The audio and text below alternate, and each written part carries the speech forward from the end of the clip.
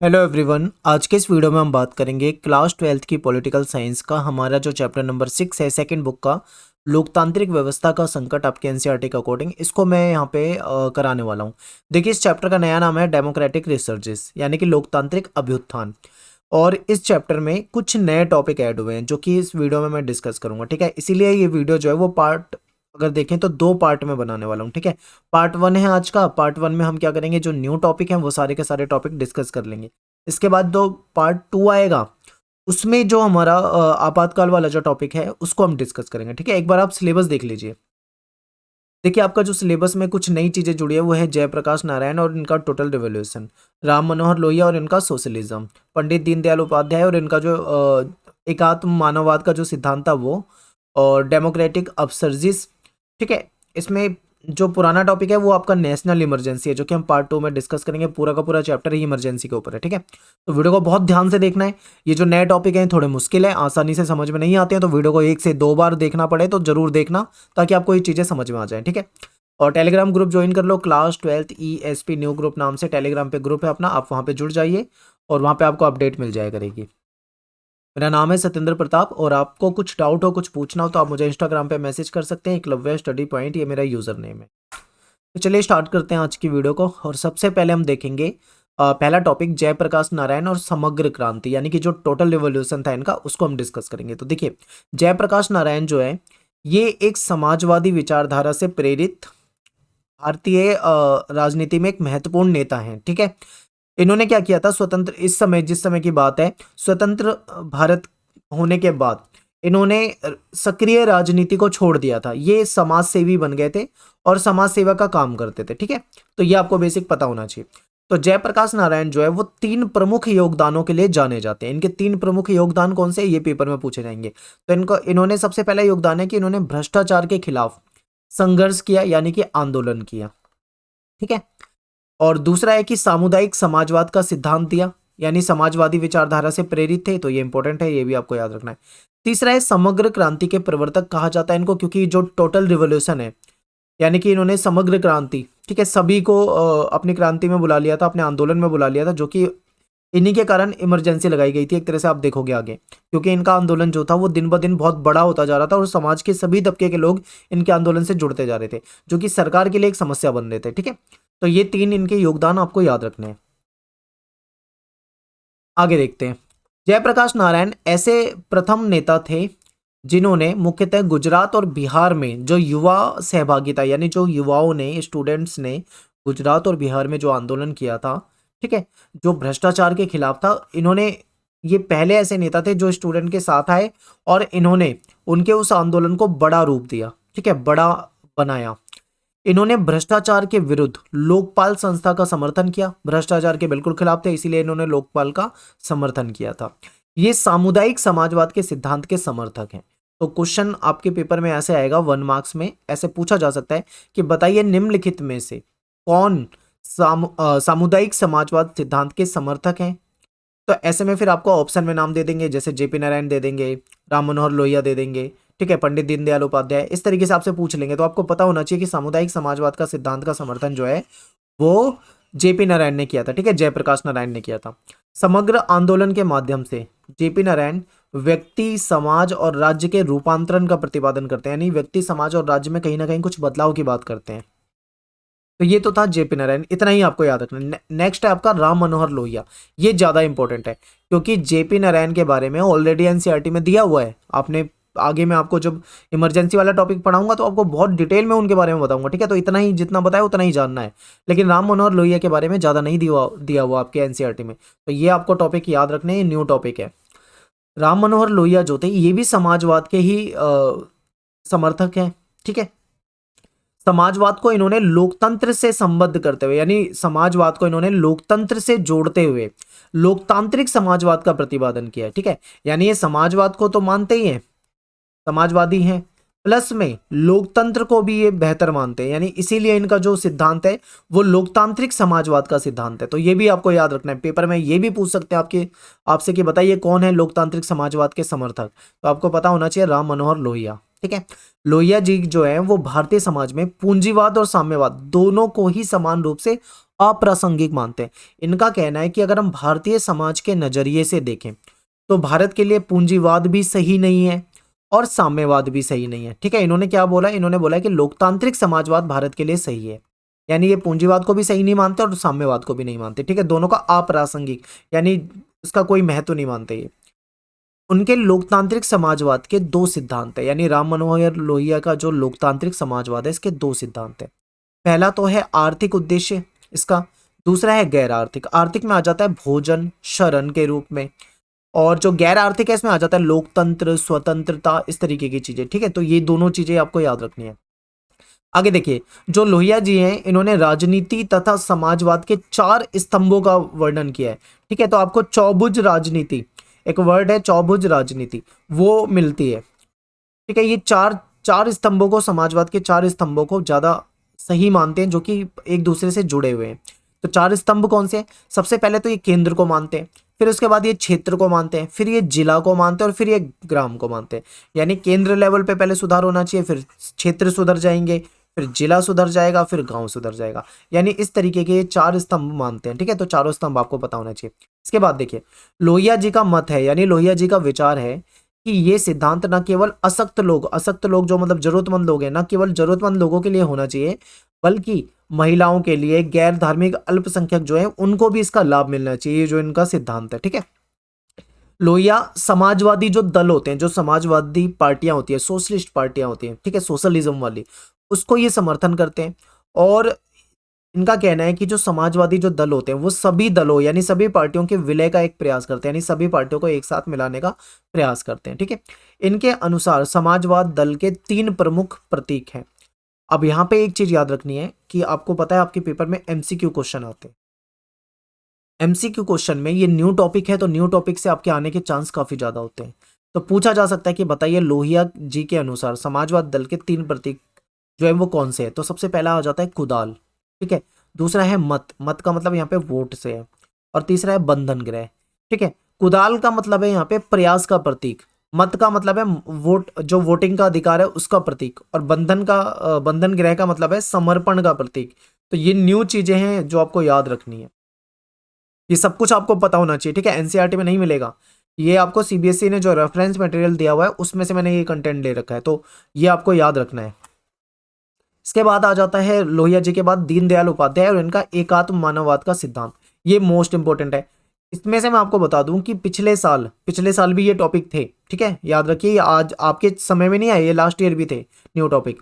तो ये पिछले साल इसमें से क्वेश्चन आया हुआ था एकात्म मानववाद से, तो इसीलिए इंपॉर्टेंट है कि हो सकता है क्वेश्चन रिपीट हो जाए। ठीक है, तो देखिए दीनदयाल जी के बारे में जानते हैं। तो पंडित दीनदयाल उपाध्याय जी जो हैं ये एक दार्शनिक यानी एक फिलोसफर भी थे, एक समाजशास्त्री भी थे, एक अर्थशास्त्री भी थे, और एक राजनीतिज्ञ, धुरंधर राजनीतिज्ञ आप इनको कह सकते हो। ठीक है, इनका जो दर्शन है, इनकी जो फिलोसफी है उसमें एकात्म मानववाद कहा जाता है।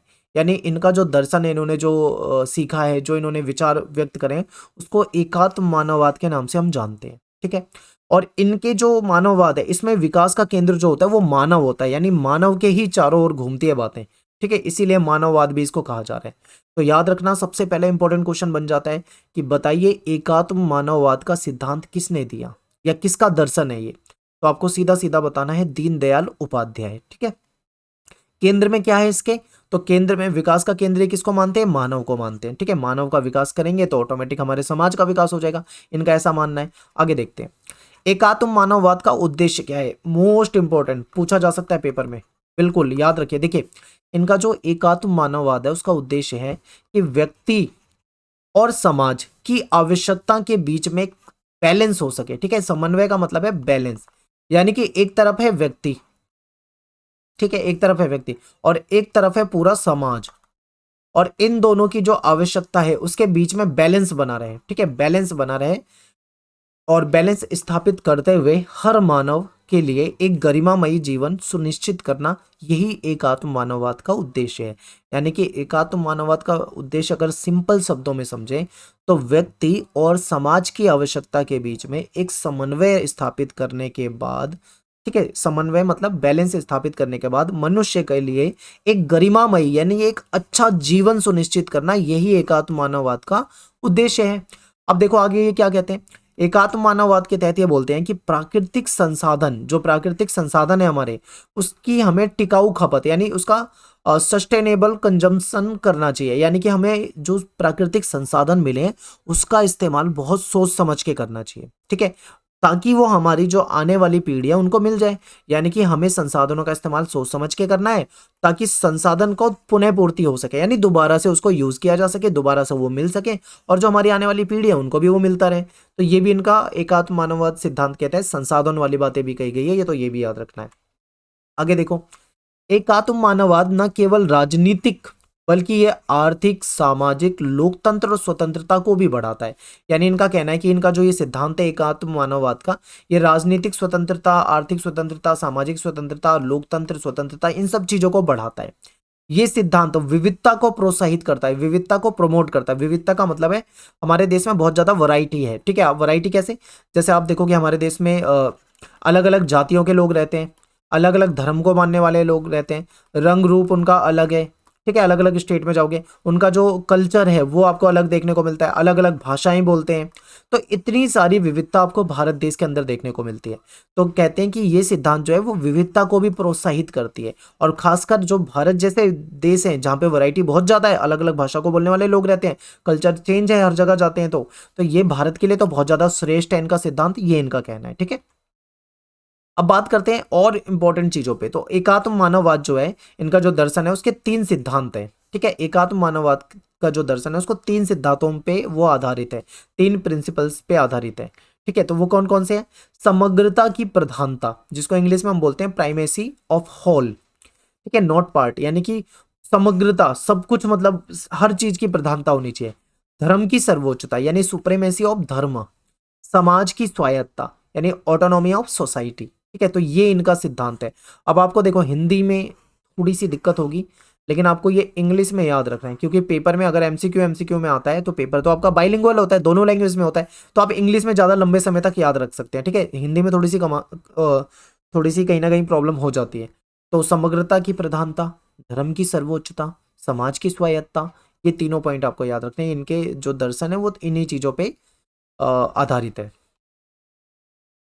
पंडित दीनदयाल उपाध्याय जो हैं वो पश्चिमी पूंजीवाद व्यक्तिवाद को भी सही नहीं मानते और ये मार्क्सवादी समाजवाद को भी सही नहीं मानते।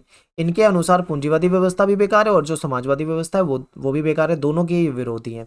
इनके अनुसार पूंजीवादी और समाजवादी विचारधाराएं केवल मानव शरीर और मस्तिष्क की आवश्यकताओं पर बल देती है। ये कहते हैं कि जो पूंजीवादी विचारधारा है या जो समाजवादी विचारधारा है वो केवल और केवल मानव का जो शरीर है या उसका मस्तिष्क है या उसकी जरूरतें हैं, बस उस पर ही ध्यान देती है।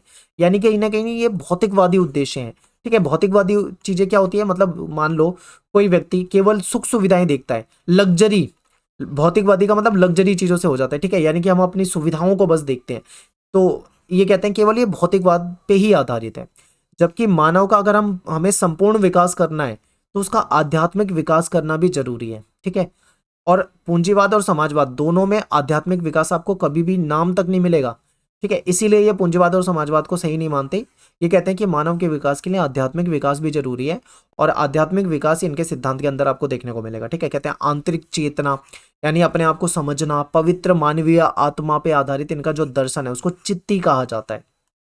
इंपॉर्टेंट है, न्यू टॉपिक है, पूछा जा सकता है पेपर में कुछ भी, तो याद रखना ये लाइन है। दीनदयाल उपाध्याय जो है एक वर्ग विहीन समाज की कल्पना करते हैं, ठीक है। वर्ग विहीन मतलब जिसमें कोई वर्ग ना हो, ना कोई अमीर वर्ग ना कोई गरीब वर्ग, ठीक है। समानता की बात कर रहे हैं। जाति विहीन यानी कि जहां पे कोई जाति का भेदभाव ना हो, सभी जातियों को बराबर माना जाए, सभी को महत्व दिया जाए, ठीक है, सभी का सम्मान हो। संघर्ष मुक्त सामाजिक व्यवस्था यानी एक ऐसी सामाजिक व्यवस्था जहां पे कोई संघर्ष ना हो, ऐसे समाज की परिकल्पना करते हैं। तो ये था इनका एकात्म मानववाद का सिद्धांत, ठीक है। तो ये आपको बिल्कुल अच्छे तरीके से याद करना है। अब बात करते हैं नेक्स्ट टॉपिक की, जो हमारा चौथा टॉपिक है, ये भी न्यू टॉपिक है, लोकतांत्रिक अभ्युत्थान।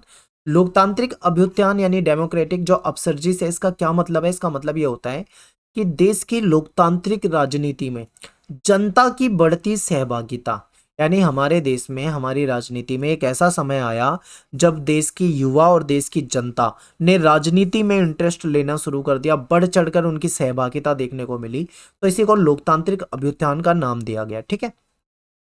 इस सिद्धांत के आधार पे अगर हम देखें तो स्वतंत्र भारत में 3 लोकतांत्रिक अभ्युत्थान हुए हैं। यानी स्वतंत्र भारत में कितने लोकतांत्रिक अभ्युत्थान हुए? 3। वो तीनों समय कौन से हैं ये आपको याद रखना है। सबसे पहला जो अभ्युत्थान है वो माना जाता है हमारा जो 1950 का दशक था, 1950 के दशक से लेके 1970 के दशक तक, ठीक है। 1950 के दशक से लेके 1970 के दशक तक जो जनता है उसकी बहुत ज्यादा सहभागिता बढ़ी थी राजनीति में। तो ये पहला लोकतांत्रिक अभ्युत्थान है, याद रखना आपको। सेकंड कब होता है हमारा? सेकंड होता है 1980 के दशक में। दशक का मतलब 10 साल होता है, ठीक है। 1980 का दशक का मतलब क्या हो जाएगा? 1980 से लेके 1990 तक, इसके बीच के जो 10 साल होते हैं इसको दशक कहा जाता है, ठीक है। तो ये पता होना चाहिए आपको। थर्ड देखिए, तीसरा जो हमारा अभ्युत्थान हुआ है ये हुआ है 1990 के दशक में। 90 का दशक मतलब 1990 से लेके 2000 तक, यानी ये जो 10 साल है इसको, ठीक है। तो ये 3 हुए। अब हम तीनों को एक एक करके समझेंगे। तो देखिए, जब हमारा पहला जो अभ्युत्थान था जो कि 1950 से लेके 1970 के दशक के बीच में है, तो इसमें क्या बदलाव आते हैं ये समझिए। इसमें केंद्र और राज्य दोनों की लोकतांत्रिक राजनीति में जो अडल्ट हैं, जो हमारे वयस्क मतदाता है, इनकी बढ़ती हुई सहभागिता, यानी अडल्ट जो हैं उनकी सहभागिता बढ़ी है राजनीति में, ठीक है। ये तो हो गया हमारा 1950 से लेकर 1970।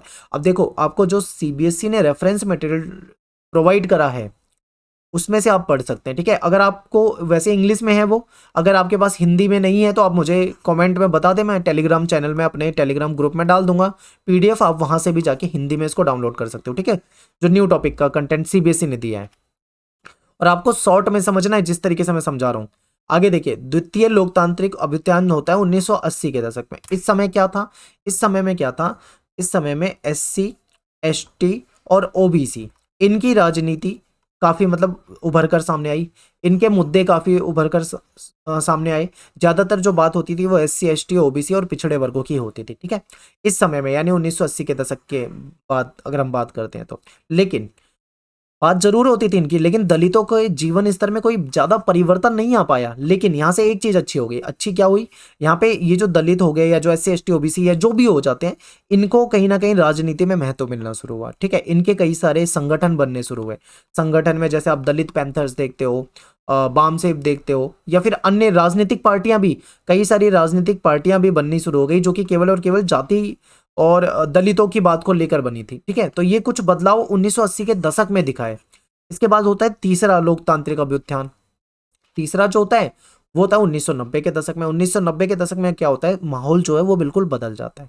इस समय सरकार ने उदारीकरण की नीति अपनाई, यानी कि जो अपनी जो अर्थव्यवस्था है उसको दुनिया के लिए खोल दिया। व्यापार को, यानी वैश्वीकरण को अपनाया। मैक्सिमम से मैक्सिमम व्यापार पे ध्यान देने लगे। जो पहले संरक्षणवाद की नीति थी, यानी अपने देश के प्रोडक्ट को ही प्रमोट किया जाता था, उसको खत्म करके बाहर की चीजों को भी देश में आने दिया ताकि कंपटीशन मार्केट में बढ़े, ठीक है। तो उदारीकरण, निजीकरण, वैश्वीकरण ये हुआ। तो एलपीजी पे मैंने ऑलरेडी एक वीडियो बनाई हुई है, मैं आपको टेलीग्राम पे इसका लिंक भेज दूंगा। अगर आपको एलपीजी नहीं समझ में आता तो आप एलपीजी पे वीडियो देख सकते हैं, ठीक है। एलपीजी का मतलब है लिबरलाइजेशन, प्राइवेटाइजेशन और ग्लोबलाइजेशन, ठीक है। तो इस पे मैंने ऑलरेडी वीडियो बनाया हुआ है, तो आप उसको देख सकते हैं। तो 1990 के दशक में एलपीजी को अपनाया गया, ठीक है। वैश्वीकरण को अपनाया गया, निजीकरण को अपनाया गया और उदारीकरण को अपनाया गया। इससे अर्थव्यवस्था, समाज और राजनीति के सभी महत्वपूर्ण क्षेत्र इसमें सम्मिलित किए जाते हैं। इसको तीसरा लोकतांत्रिक अभ्युत्थान कहा जाता है भारत में। इस समय में क्या होता है? एक नया कॉन्सेप्ट सामने आता है जो कि आपको याद रखना है, क्योंकि ये जो लाइन है ये पेपर में आई हुई है, ठीक है। तो बिल्कुल आपको याद रखना है, पूछा जा सकता है। इसमें क्या हुआ था? इस टाइम पे ये जाने लगा था कि जो सर्वाइवल ऑफ द फिटेस्ट, यानी कि श्रेष्ठतम की उत्तरजीविका का सिद्धांत जो है, इसको नकार के योग्यतम की उत्तरजीविता, यानी सर्वाइवल ऑफ द एबलिस्ट, इस पे आधारित था, यानी इसको ज्यादा महत्व दिया जाने लगा था। ये तीसरा जो हमारा लोकतांत्रिक अभ्युत्थान हुआ है इस समय में बताया जा रहा है, ठीक है। हो सकता है आपको समझने में दिक्कत हो, पर आपको बस ये 2 लाइन याद रखनी है कि श्रेष्ठतम की उत्तरजीविता को खत्म करके योग्यतम की उत्तरजीविता पे ज्यादा बल दिया गया, ठीक है। तो ये महत्वपूर्ण है, ये आपको याद रखना है। और इसी समय में कुछ महत्वपूर्ण बदलाव भी आते हैं, यानी कि भारतीय चुनावी बाजार में 3 परिवर्तन आते हैं। जैसे कि राज्य से बाजार की ओर क्या होता है? हमने वैश्वीकरण को अपनाया। अब हम दुनिया भर से व्यापार करने लगे, मुक्त व्यापार को बढ़ावा देने लगे, यानी कि सरकार जो है राज्य से बाजार की ओर, कहने का मतलब है कि सरकार अब बाजार की ओर ज्यादा ध्यान देने लगी। बाजार का मतलब यहाँ पे अर्थव्यवस्था की सुधार से है, ठीक है। नई नई चीजों को अपनाना, व्यापार को बढ़ावा देना, वैश्वीकरण को अपनाना, अपने रास्ते दूसरों के लिए खोलना, विभिन्न देशों से इन्वेस्टमेंट देश में आए, इसको महत्व देना, ये है इसका मतलब, ठीक है। इसके बाद है सरकार से शासन की ओर, यानी सरकार जो होती थी पहले नाम की सरकार होती थी, अब वो शासन पे ध्यान देगी और शासन को बेहतर बनाने पे ध्यान देगी। नई नई चीजों को भारतीय राजनीति में अपनाया गया इस दशक में। फिर इसके बाद है नियंत्रण राज्य से सुविधा प्रदाता राज्य की ओर, यानी पहले राज्य क्या होता था, राज्य का मतलब यहाँ पे सरकार से है, ठीक है, सरकार या सत्ता से है, सरकार से। पहले सरकार जो होती थी वो कहीं ना कहीं नियंत्रण करती थी सभी व्यवस्था पे, जनता पे, लेकिन अब वो उस विचारधारा से हटके, नियंत्रण से हटके अब वो सुविधा प्रदाता राज्य बन रहा है, यानी कि लोगों को फैसिलिटी देने वाला राज्य बन रहा है। चाहे वो सब्सिडी सब्सिडी देकर फैसिलिटी दे, हेल्थ सर्विसेज दे, ठीक है, अच्छी एजुकेशन प्रोवाइड कराए, ये सारी चीजें, इन सब चीजों पे ज्यादा बल दिया जाने लगा था। तो ये कुछ बदलाव होते हैं तीसरे लोकतांत्रिक अभ्युत्थान में। आई होप आपको समझ में आया होगा। हो सकता है नए टॉपिक हो आपको समझने में दिक्कत आई हो सकता है आपको 10% समझ में आया हो, 50% समझ में आया हो, 60%, ठीक है। हो सकता है आपको पूरी तरीके से अच्छे से समझ में ना आया हो, बिल्कुल मैं मानता हूं, क्योंकि कुछ नई नई चीजें हैं जो कि आपने एनसीईआरटी में नहीं पढ़ी, लेकिन पेपर में क्वेश्चन आएंगे और न्यू टॉपिक से तो जरूर आएंगे, और ज्यादातर क्वेश्चन जो आएंगे वो पैसेज वाले क्वेश्चन आएंगे, ठीक है। ये लैंग्वेज आपके सामने रख दी जाएगी, पैसेज पूछ लिए जाएंगे। तो ऐसे में आपको क्या करना है, इन जो टॉपिक बताएं इसको कम से कम 2 से 3 बार वीडियो को देखना है, बार बार वीडियो को देखना है, जब तक आपको ये चीजें समझ में ना आ जाए, अच्छे तरीके से समझ में ना आ जाए, तब तक आपको रिपीट करके देखते रहना है, ताकि ये टॉपिक आपके तैयार हो जाए, ठीक है। तो लाइक जरूर कर दें, कमेंट करते हैं, शेयर करते हैं, और नेक्स्ट वीडियो जो पार्ट 2 आएगा उसमें मैं आपको कराऊंगा जो हमारा इमरजेंसी वाला टॉपिक है, यानी जो आपातकाल वाला टॉपिक है, वो आपको मैं सेकंड पार्ट में करा दूंगा, ठीक है। तो मिलते हैं नेक्स्ट वीडियो में। थैंक्स फॉर वॉचिंग, सभी को जय हिंद, जय भारत।